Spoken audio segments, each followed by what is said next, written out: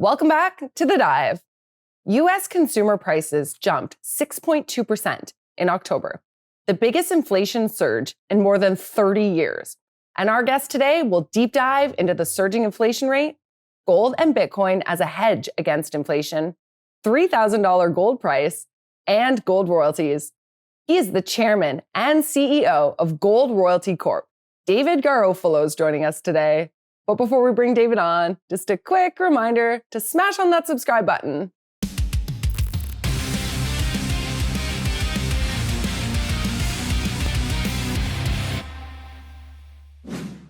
Hey, David, welcome back to The Dive. Hi, Cassandra. Glad to be here. Yeah, we're so glad to have you. Okay, so let's begin here. The annual inflation rate in the US surged to 6.2% in October of 2021, the highest since November of 1990.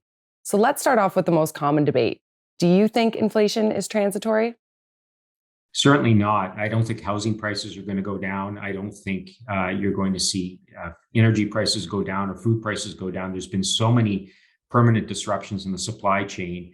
And also, we're still in the cycle of quantitative easing, low interest rates. In fact, while nominal interest rates may start to creep up over the next couple of years, inflation will actually bring real interest rates down decidedly into negative territory. That drives inflation inevitably. And I think we're going to see inflation for years to come. And really, it's the after effects of years and years of quantitative easing dating back to the last credit crisis has really driven the crisis that we're experiencing now in terms of our consumer price index.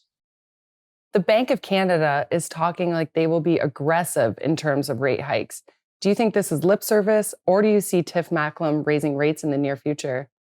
I think it's really not important at the end of the day. It's not relevant because the reality is the inflation cycle has been let out of the bag, and we're going to see higher prices for longer.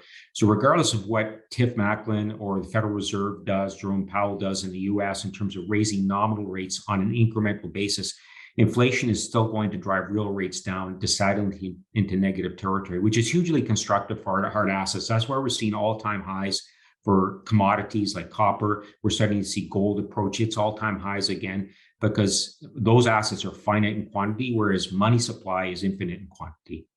Mm-hmm. So we know you're bullish on gold and have mentioned a $3,000 price. What needs to happen to reach this price point? Well, it'll be a couple of catalysts, I think, in the market that will drive confidence out of fiat currencies. And that's inevitable when we see inflation print higher and higher numbers for an exceeding period of time. That'll undermine fiat currencies. It'll undermine the confidence in the central banks. And that'll drive capital out of fiat currencies into hard assets, namely gold. Gold is the one currency you can't print. There's a very finite quantity of it. And so I think you're going to see a violent upwards movement in the gold price. Generally, commodity prices don't go up in a nice, steady straight line upwards.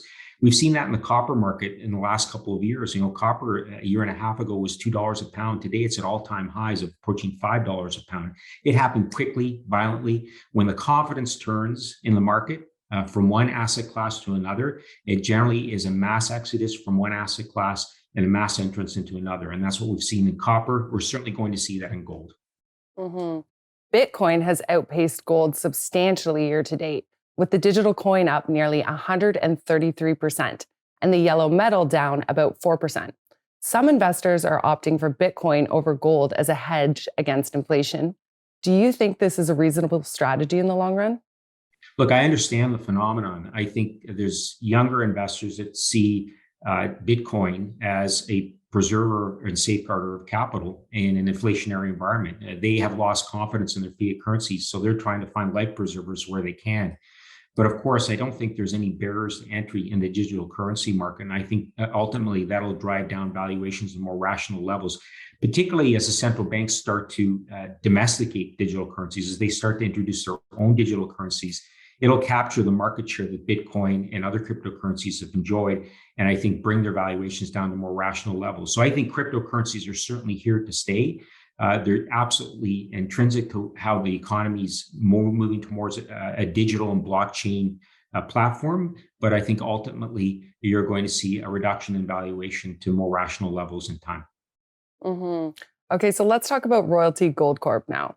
You guys just announced an update on the company's processing, development, and exploration stage royalties and royalty generation activities. How are you feeling about your portfolio at this stage?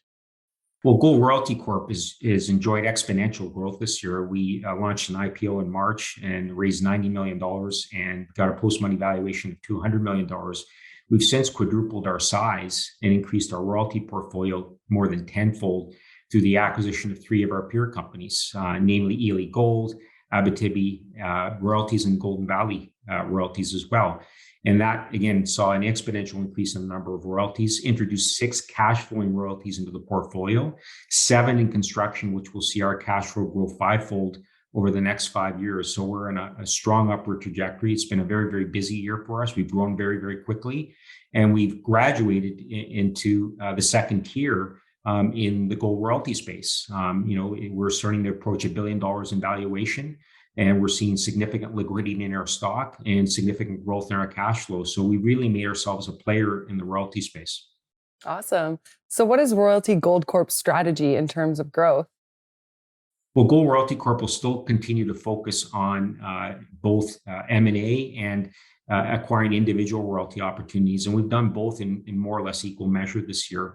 We've obviously done large scale M&A, but we've picked up royalties on an individual basis through bilateral negotiations with emerging producers and developers and explorers that are looking for capital where they otherwise can't access capital from the equity markets in a cost-efficient manner. Namely, we bought a package of royalties from Monarch Resources in Quebec to help with the restart of the Beaufort mine in northwestern Quebec in the Abitibi region. That'll start production in January. So we're likely to do more of those types of financings to continue to populate what's already a very diversified royalty portfolio. Okay, very good. So one more thing before we let you go here. For investors watching, what are the near-term timelines to be looking out for over the remainder of the year?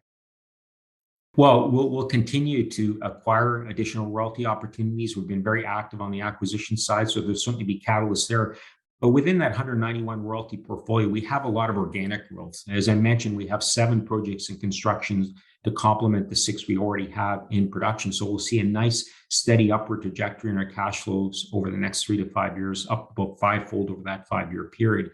But as we demonstrated in our press release last week, there's a lot of drilling activity, development activity occurring within the royalty portfolio. There's catalysts embedded in each of these projects that we have within a vast and expansive portfolio in the Americas. Awesome. Lots to look forward to. Well, thank you so much for joining us again, David, and sharing your story with us while giving us the update. Thanks, Cassandra. Thanks so much for tuning in today. We'll be back again tomorrow with more great content. So be sure to hit that notification bell and smash that subscribe button before you go.